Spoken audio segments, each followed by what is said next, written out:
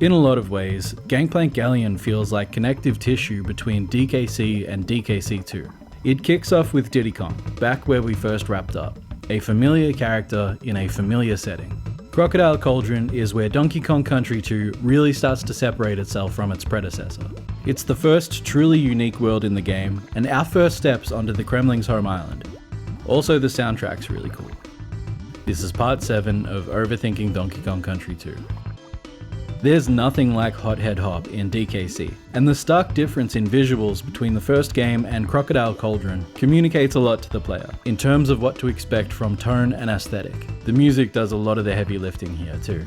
I don't want to keep comparing the two games, but I've got to say, for World 2, Donkey Kong Country 2 wins out. I love Gangplank Galleon, but Congo Jungle is a much stronger start. And while I love Monkey Mines and all it brings to the table, Crocodile Cauldron is the superior sophomore world. Not only does it have a much more unique and striking visual identity, it's got better visuals, better music, better enemies, and is just generally a more dense sequence of levels. One thing Monkey Mines has it beat on is narrative, but we'll get to that later.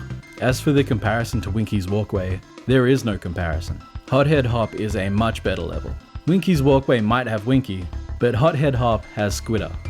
Aside from being the first lava level, Hothead Hop is also the first appearance of the two different Crockheads, Claptrap's older brother Clampon, and the aforementioned Squitter. We see Neek and Zinger return, and there's no small amount of clubbers here either. There's a cruncher too, but who gives a fuck. The clubbers really shine in Hothead Hop.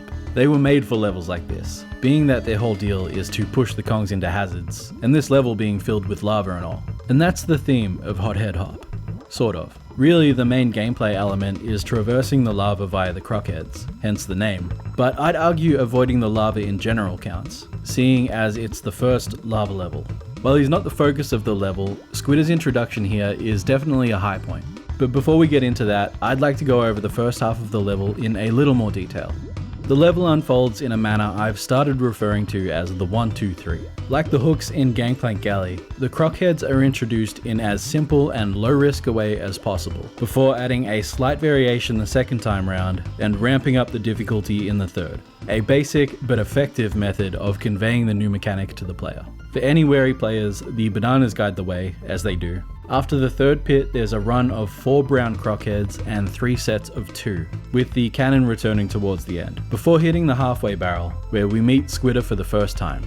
Frogs, snakes, swordfish, parrots, and now spiders. Rareware knew how to pick them. Squitter is such a strange choice for an animal buddy, but I love him to bits. And in a way, he's the perfect symbol of that offbeat, melancholy weirdness that is Donkey Kong Country 2. The rest of the level is a breeze with Squitter, and aside from showcasing his moves early on, there isn't a whole lot to say about it. There's a Y made of bananas right after you get him, prompting the player to try out his web attack on a trio of Neeks. There's an A right after that prompts the player to mess around with the web platform mechanic. It's not necessary to finish the level, but if used, it makes it ridiculously easy. Use the platforms above the Y to find the DK coin, and when prompted, buy pairs of bananas to find a bonus barrel, and that's everything.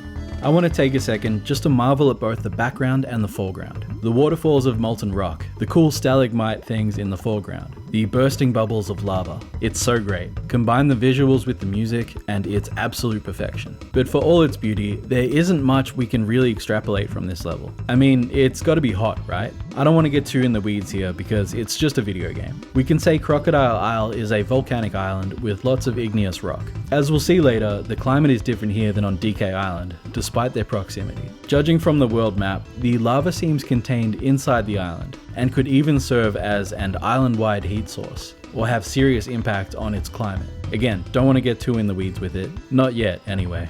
As for why the Kongs first set foot here, it's a video game. We don't need a reason. Gun to my head though, I'd say from the Gangplank Galleon, it was the only real way in. Who cares though, right? So ends part 7 of Overthinking Donkey Kong Country 2. Not my favorite level by any stretch, but it's memorable, it's fun, it's awesome in every way, and I just can't wait to keep going. See you in the next one, you scurvy dogs.